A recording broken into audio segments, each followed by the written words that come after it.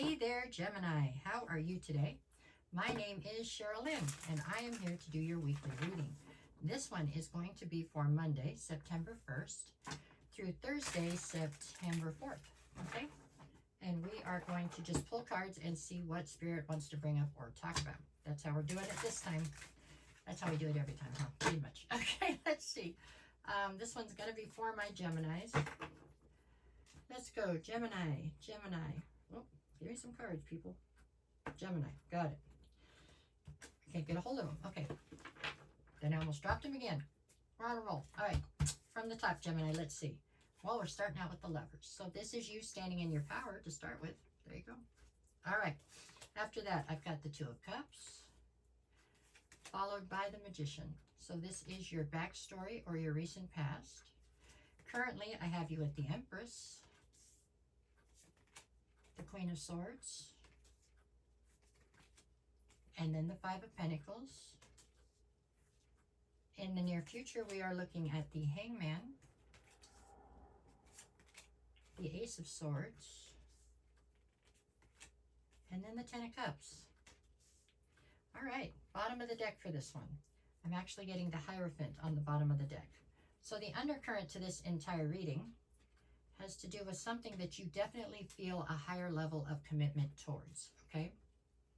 Whether that is a person or an ideal or what it is, there's something here that you definitely feel a very high level of commitment to.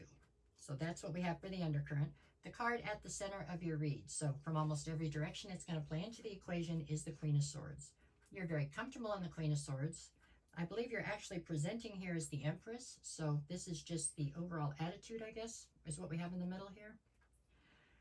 This is a semi-defensive sort of a stance when you're in the Queen of Swords. She has her sword drawn. She's giving everybody a chance to tell her the truth. She's somebody who functions in truth. That's what she wants, is truth.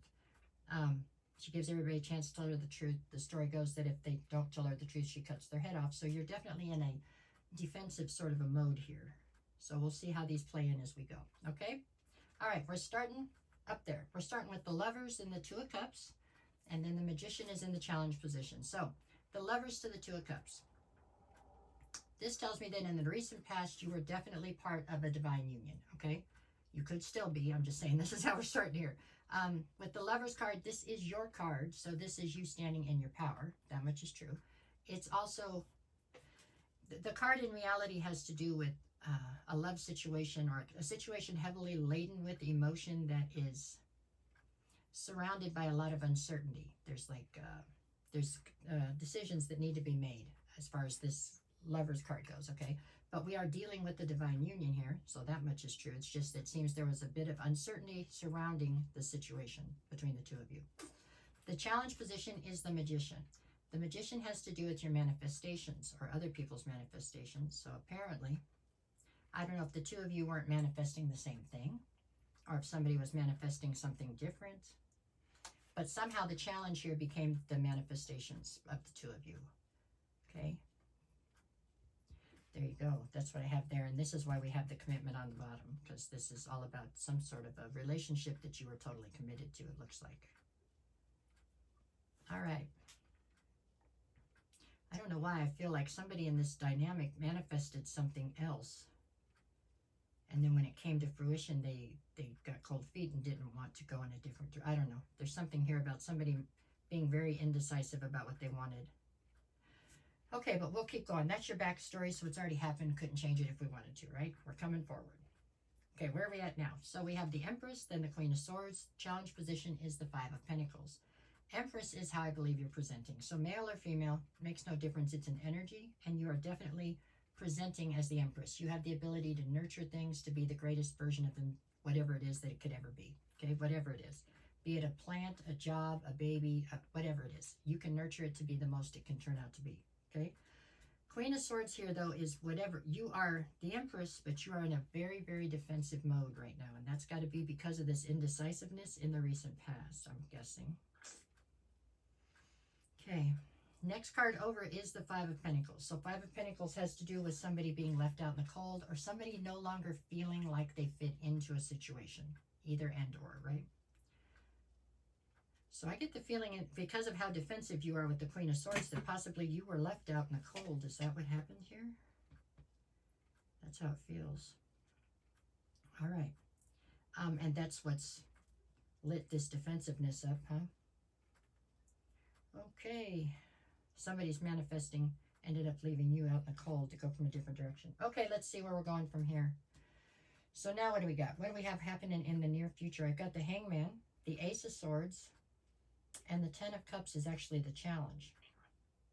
Okay, the Hangman would say that for some reason you're feeling quite stuck. Okay, so you are, from a different direction, you are the Empress. You have a love relationship that's been surrounded by chaos as far as uncertainty and decisions that needed to be made, okay?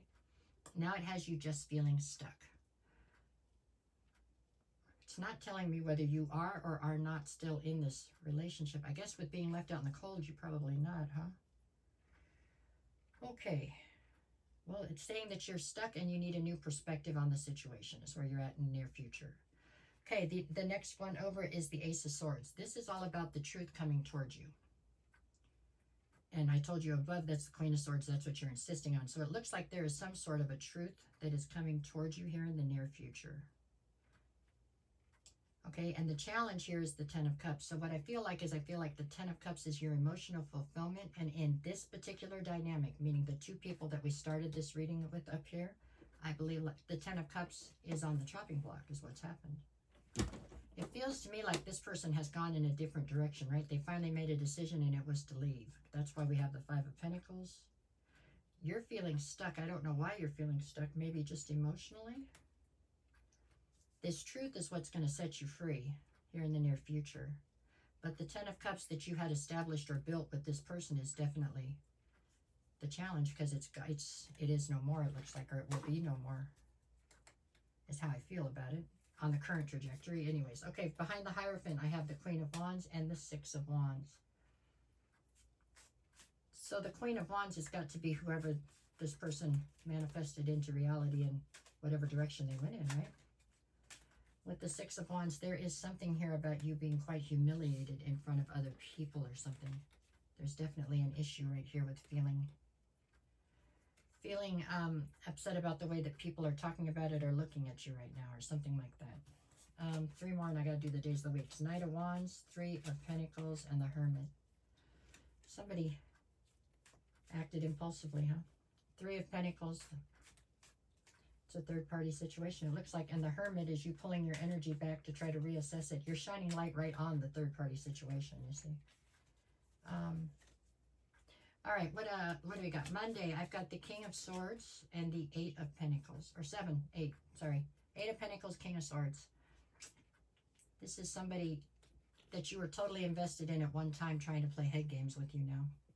They're trying to fuck with your head. Sorry, I didn't mean to cuss. Tuesday, I've got the Three of Swords and the Three of Cups. Well, this is absolutely a third-party situation. We don't have to wonder about that, huh? It's just heartbreaking is what it is. Wednesday, I have the Knight of Cups and the Ten of Wands. Wednesday, this is all about you carrying some sort of a heavy burden, you know, trying to keep everybody happy, trying to keep everything, I don't know, smooth, I guess you could say. Trying to hold it all together is, I guess, what it would be. And that's a heavy burden. Thursday, I have the Four of Cups and the Wheel of Fortune. So Thursday, it's all about you feeling dissatisfied, disappointed, disillusioned, whatever, with this entire debacle, right? With the Wheel of Fortune, though, which is the last card we're going to pull in this, it is all about the fact that even though I'm sure it does not feel like it, this was all done for you, not to you. Okay, this is a whole situation that needed to be disbanded, it looks like. You know, if somebody didn't want to be here anymore, then this is not where they should be, right? I believe they'll change their mind eventually and want to be back here, but by then, hopefully, you'll be long gone, because this is BS. I didn't cuss that time. You like that? That's what I see here. I think this was an unfortunate end to something that had great promise at one time, but it happens. Okay? Hang in there, Gemini. It's going to be okay. It's just you got to get to the other side of this, okay? That is what I see for this week. I hope this somehow helps. No matter what the cards say, go out and make it the best week you possibly can, okay? All right. Thank you, guys.